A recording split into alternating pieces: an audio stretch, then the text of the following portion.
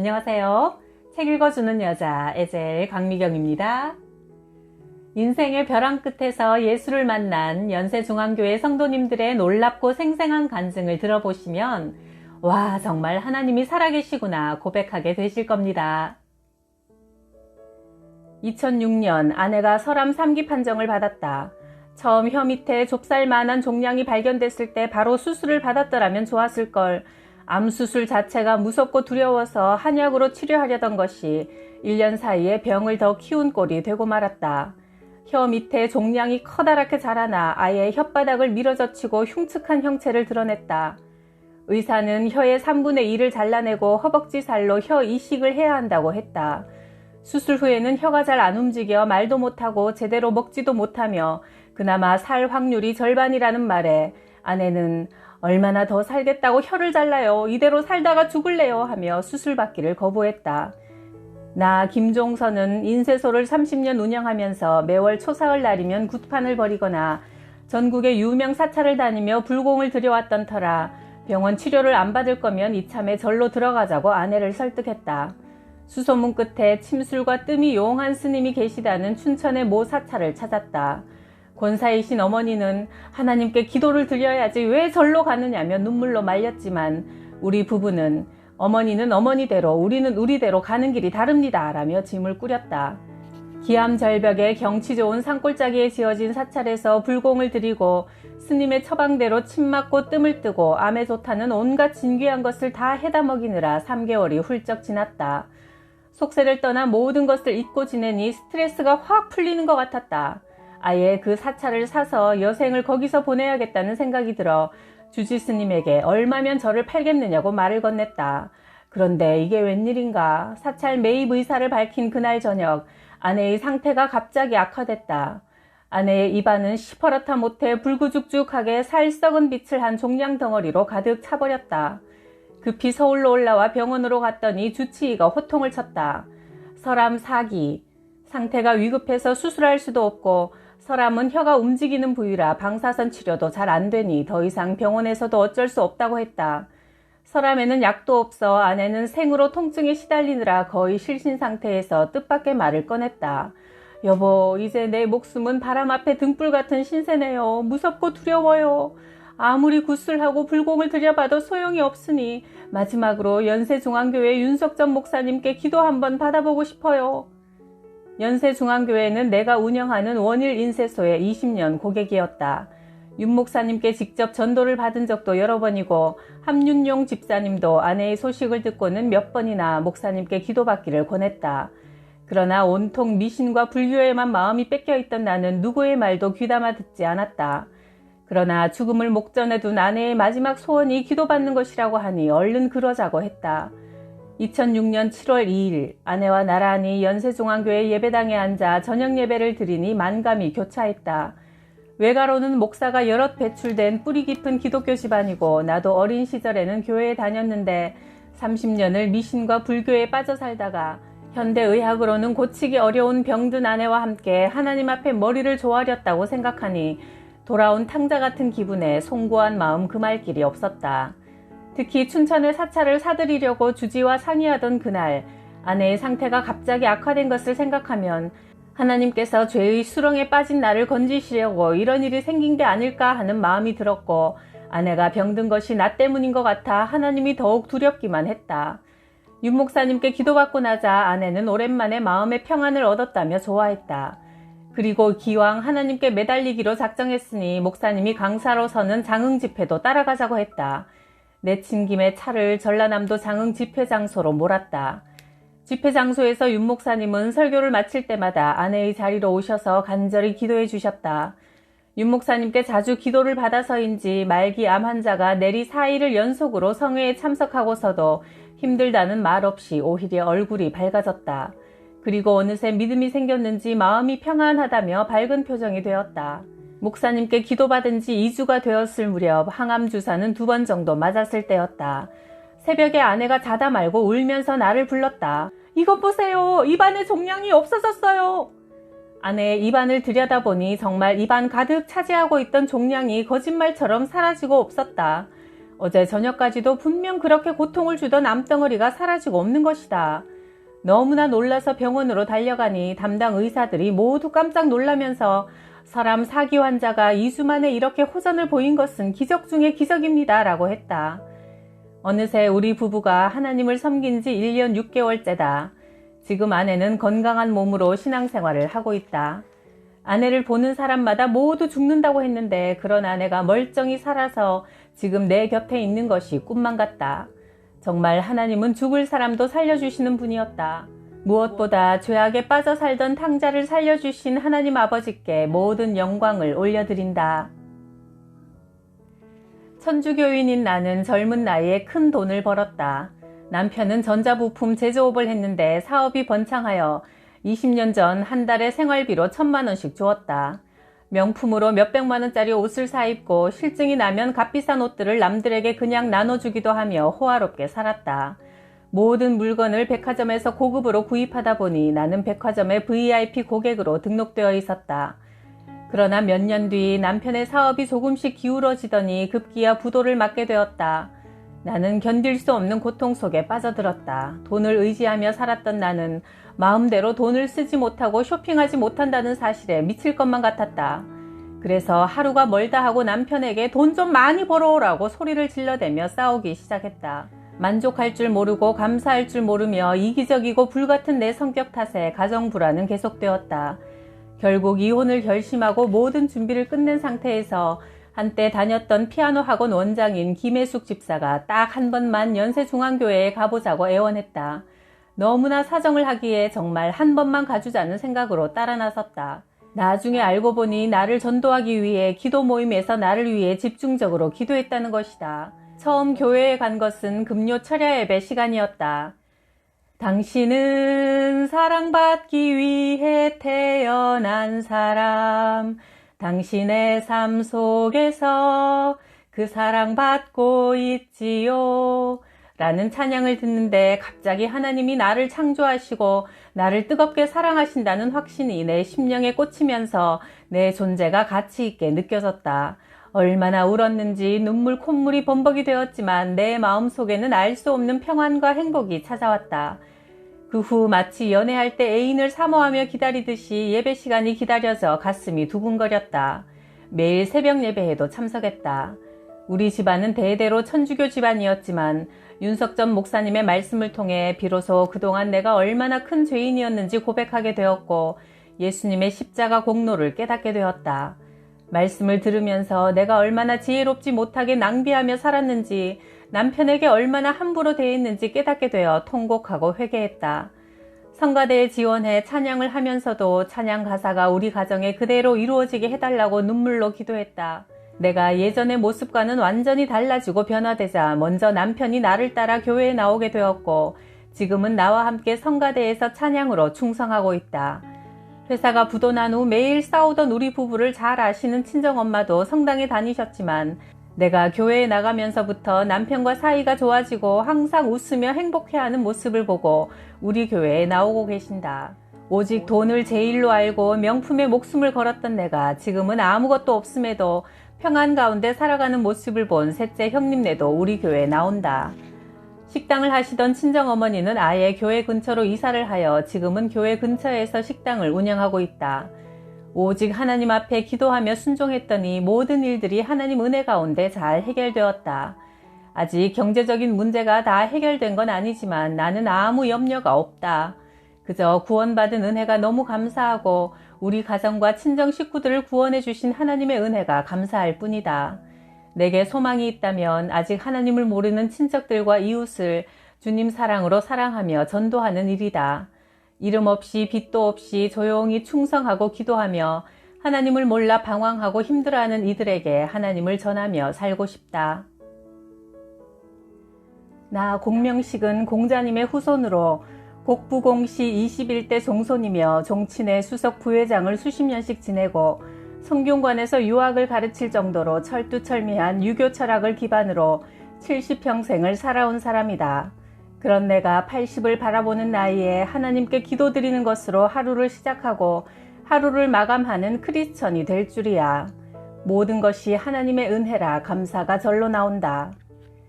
아내는 10년 전 고혈압과 당뇨로 인해 뇌졸중으로 쓰러져 수족을 거의 쓰지 못하고 정신도 온전치 못하게 되었다. 13군데 병원을 전전하며 7년에 걸쳐 재활치료를 받게 했지만 차도가 없었다. 그 후로는 내가 아내의 손발이 되어 보살피고 있는데 어느 날 연세중앙교회 직분자들이 아내를 전도하기 위해 우리 집에 방문했다. 당시 이노희 교구장이 아내를 바람도 쐬어줄 겸 주일마다 교회로 데리고 가겠다고 하기에 몇 번 문전박대를 하며 거절했다. 손발을 못 쓰는 사람을 외출시키려면 업고 계단을 오르내려야 하는 등 여간 힘든 일이 아니기 때문이다. 그런데 교구장은 끝내 자기들이 책임지겠다며 아내를 교회로 데리고 갔다. 몇 번 그러다 말겠지 하는 생각으로 나도 따라 나섰다. 그러나 그들은 몇 개월째 주일마다 정확히 제 시간에 우리 집에 와서 아내를 교회로 데리고 갔다. 해가 바뀌어 직분자도 바뀌었지만 새 지역장 남편까지 나서서 아내를 업고 교회로 가는 것을 보고 내심 놀라웠다. 하지만 여전히 내 마음 한편에서는 설마 교회 사람들이 해봐야 얼마나 더 하겠냐 하는 생각에 마음 문을 좀처럼 열지 않았다. 굳게 닫혀있던 내 마음이 활짝 열린 것은 아내와 내가 침례를 받던 때였다. 3월이라 아직 날씨가 쌀쌀하기도 했지만 병자인 아내가 침례를 어떻게 받을까 싶어 걱정이 많았는데 아내의 차례가 되자 지역장 남편이 양복 차림 그대로 물속으로 첨벙 들어가더니 아내를 뒤쪽에서 안아주어 침례를 받을 수 있도록 해주는 게 아닌가. 그 모습을 보는 순간 내 마음속에 버티고 있던 커다란 기둥이 여지없이 쓰러지는 소리가 들렸다. 그렇게 직분자들에게 사랑의 빚을 지고 보니 예수를 잘 믿는 길밖에는 그 빚을 갚을 길이 없다 싶었다. 그래서 이왕 예수를 믿을 바에는 윤석전 목사님이 전해주는 복음의 핵심 그대로 행동하며 살리라 결단하고 집안 종손으로 내가 책임져야 하는 제사를 폐할 결심을 굳혔다. 예전엔 유교 사상에 젖어 조상에게 제사하는 것이 진정 조상을 위하는 일인 줄 알았지만 기독교의 본질적 사상을 깨우치고 보니 제사가 악한 영들에게 속아서 자손 3, 4대가 저주받을 행위라는 것을 깨닫게 되었기 때문이다. 우선 나는 선산의 조상묘를 모두 합장하여 정리하고 종친들에게 더 이상 제사를 지내지 말라고 선언했다. 종친들 사이에 말도 많았지만 나의 결심은 확고했다. 요즘 내 일과는 새벽 5시에 일어나 아내와 함께하는 기도로 시작한다. 수요 예배, 구역 예배 드리는 것도 생활화되었다. 그러다 보니 자연히 아내도 나도 예배 드리는 날, 교회 가는 날을 준비하고 기다리게 된다. 남들이 볼 때는 아내도 병이 들고 이렇게 어려운 가운데 도대체 어떻게 사는가 이상하게 생각할 수도 있을 것이다. 때로는 나 자신도 내가 이렇게 평안한 마음으로 사는 것이 이상하게 느껴질 때가 있다. 이것이 바로 하나님이 주시는 은혜라는 것인가? 내 나이 80이 다 되다 보니 아내를 돌보는 것이 때로는 기력이 달려 피곤하고 힘들 때도 있지만 그래도 아내와 같이 얼굴 맞대고 있다는 것이 얼마나 행복하고 감사한지 모른다. 또 천국에서 영원히 함께할 그날이 있기에 더욱 감사할 뿐이다. 나 고유자는 16살 때 점쟁이가 삼재가 끼었으니 용띠인 아버지와 나, 남동생 셋 중 한 사람이 집을 나가지 않으면 상을 당하게 된다고 했다. 그 말 한마디에 나는 하루아침에 집을 떠나 혈혈단신 외로운 객지 생활을 하다가 19살 때 30살 노총각에게 시집을 갔다. 남편은 건축 현장 일로 늘 지방으로 돌아다녔고 나는 홀시어머니를 모시고 시집살이를 했다. 외롭고 서러운 마음을 달래려고 한 잔, 두 잔 술을 마셨다. 밤마다 술을 벗삼고 남편 삼아 살았다. 결혼 10년 만에 아이가 태어났을 때는 이미 알코올 중독으로 술은 뗄 수 없는 내 삶이 되어버렸다. 무당집에서 파출부로 일할 때 무당의 말이 며칠 후 좋은 일이 있을 거다 하더니 내게 귀신이 들어왔다. 시커먼 귀신들이 휙휙 지나가는 것이 보이고 귀신들이 내 입을 통해 말을 하기도 했다. 내게 해괴한 일이 일어났다는 소식에 지방에서 일하던 남편이 급히 돌아왔다. 귀신 들려 황당한 행동을 하는 나를 보고 남편은 예수 믿는 친정 동생을 불렀다. 구슬해서 무당을 만들 건지 교회로 데려가서 귀신을 쫓아낼 건지 선택하라는 동생 말에 남편은 교회를 선택했다. 당시 노량진에 있던 연세중앙교회에 다니게 되었는데 놀랍게도 남편은 설교 말씀을 듣고 바로 성령을 받더니 수십 년 먹고 마시던 술과 담배를 하루아침에 끊어버렸다. 교구장님이 우리 집에 자주 신방을 오셔서 뜨겁게 예배를 인도해 주시고 나를 위해 술마귀를 몰아내는 기도를 해주었는데 엄청나게 심한 구역질이 계속 나왔다. 그렇게 2~3시간씩 악한 영을 물리치는 기도를 해주고 나면 몸과 마음이 너무나 가볍고 시원했다. 교구장님은 무려 2주일이나 매일 오셔서 예배를 드리고 기도를 해주셨다. 그러자 평생 못 끊을 거라고 하던 술이었는데 술 마시고 싶은 마음이 완전히 사라졌다. 드디어 술 중독에서 해방된 것이다. 20년간의 술 중독이 2주간의 신방 예배로 완전히 끝나버렸다. 그 무렵 꿈을 꾸었다. 내가 무당집 골목으로 들어서자 무당들이 구름대같이 나를 둘러싸는데 내가 십자가를 그으면서 예수피, 예수피를 외쳐대자 무당들이 다 나자빠졌다. 나는 승리했다고 손뼉을 치고 뒤돌아서면서 꿈에서 깨어났다. 하나님은 미련한 내게 꿈을 통해 예수님이 십자가에서 흘리신 피의 공로로 악한 영들에게 승리했음을 알려주셨다. 그런 일이 있은 후 10년이 지난 지금까지 단 한 번도 술을 마시고 싶은 생각이 들지 않았다.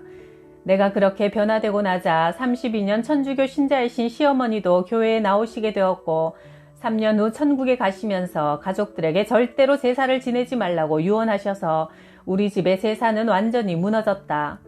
나는 이제 스스로 영역을 길러 나와 같이 악한 영에 매여 고통받는 불쌍한 사람들을 전도하려고 매일 기도 모임에 참석하며 기도하고 전도하고 있다. 독생자 예수를 보내셔서 십자가에 피 흘려 죽게 하시기까지 우리 영혼을 구원하시고 악한 영들의 횡포에서 건져주신 하나님의 사랑을 전하는 기쁨으로 살아가고 있다. 나 이태숙의 시어머니는 80평생을 절에 다닌 보살님이었다. 늘 절에서 살다시피 하며 온갖 봉사를 도맡아 하시고 중국으로 성지순례도 여러 차례 다녀오셨다. 이처럼 대대로 불교 집안이다 보니 나도 결혼생활 18년 동안 불교 행사 때면 시어머니를 따라 빠짐없이 절에 다녔다. 하지만 그렇게 불공을 들여도 우리 집안에는 늘 갈등이 많았고 고부 갈등에 부부 갈등까지 겹쳐 결국 이혼을 결심하게 됐다. 그런데 이혼 직전 시어머니가 백혈병 진단을 받아 이혼을 미루게 되었다. 시어머니의 항암 치료가 거의 끝날 무렵 이혼 소송을 하러 변호사 사무실에 갔다가 전도를 받았다. 연세중앙교회에 온 첫날 설교를 듣는 동안 온몸이 뜨거워지면서 땀이 흘렀다. 예수님이 십자가에 못 박혀 죽으시기까지 얼마나 나를 사랑하셨는지를 목사님이 전해주실 때 그 말씀 한마디 한마디가 내 가슴에 그대로 와닿아 펑펑 울면서 예배를 드렸다. 내가 교회 다니는 것을 아신 시어머니는 교회 다니는 며느리가 차리는 밥은 안 먹는다. 이제 너랑은 끝이다 하며 화를 내셨다. 나는 날마다 어머니를 전도할 수 있게 해달라고 간절히 기도했다. 하루는 기도 중에 너희 시어머니는 시간이 없다 라는 하나님의 음성이 들렸다. 기도를 마치자마자 어머니에게 가서 복음을 전했다. 어머니, 천국 가셔야지요. 그러려면 예수님을 믿어야 해요. 어머님이 천국에 가셔야 자식들을 다 만날 수 있어요. 아니, 평소 같으면 너나 믿고 천국 가라 하실 분인데 그렇게만 되면 얼마나 좋겠니? 라고 하시는 게 아닌가. 다음날 교구 목사님을 모시고 가서 어머니는 평생 처음으로 예배를 드리고 예수님을 구주로 영접하셨다. 그 후 어머니는 한 달간 병원에서 목사님의 설교 테이프를 들으셨고 퇴원 후 주일날 예배에 모시고 갔더니 설교 말씀에 크게 아멘 아멘 외치셨다. 진리의 말씀을 깨달아가는 어머니의 눈빛은 하나님의 사랑으로 가득했고 울며 회개하시다가 내게 이런 말씀을 하셨다. 왜 내겐 평생 예수 믿으라고 한 사람이 없었는지 모르겠구나. 진작 하나님을 믿었으면 좋았을 것을. 나는 그런 어머니를 끌어안고 어머니 사랑해요 라고 속삭였다. 그러자 어머니는 그래 나도 너를 사랑한다 하셨다. 가슴이 뭉클했다. 어머니가 평안하게 천국 가시는 모습과 교우들이 장례를 정성껏 돕는 모습에 감동을 받은 남편과 아이들은 나와 함께 교회에 나오게 되었고 친정 식구들까지 주님 안에서 구원의 기쁨을 함께 누리고 있다. 하나님의 크고 놀라우신 은혜와 사랑에 감사드린다. 주 예수를 믿어라. 그러면 너와 너의 집안이 구원을 얻을 것이다. 사도행전 16장 31절 말씀. 나 정명선은 33세 결혼해 5년이 지났지만 임신이 되지 않아 산부인과를 찾았더니 무배란증이라고 진단이 내려졌다. 갑상선 기능 항진증을 앓은 후 2번이나 유산한 후 좋다는 건 다 해봤지만 임신이 안 되었다. 나는 구로구 궁동에서 창미술학원을 운영했는데 학원생 어머니의 전도를 받아 연세중앙교회에 나가게 되었다. 윤석전 목사님의 설교 말씀을 들으며 아프고 상한 마음을 예수님의 십자가 앞에 눈물로 쏟아놓으니 가슴이 날아갈 듯 시원하고 기쁨이 넘쳤다.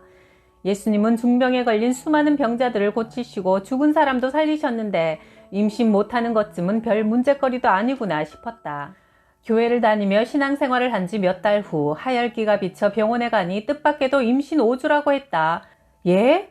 무배란증이라고 하셨잖아요. 그런데 어떻게 아이를 가져요? 담당 의사도 도무지 모를 일이라며 한참이나 고개만 갸우뚱거렸다.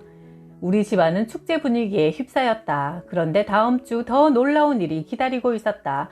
예? 쌍둥이요? 태중의 아이가 하나가 아니고 둘이라고 했다. 양가 아무도 쌍둥이 내력이 없는 가정에서 쌍둥이가 태어날 확률은 매우 희박하다.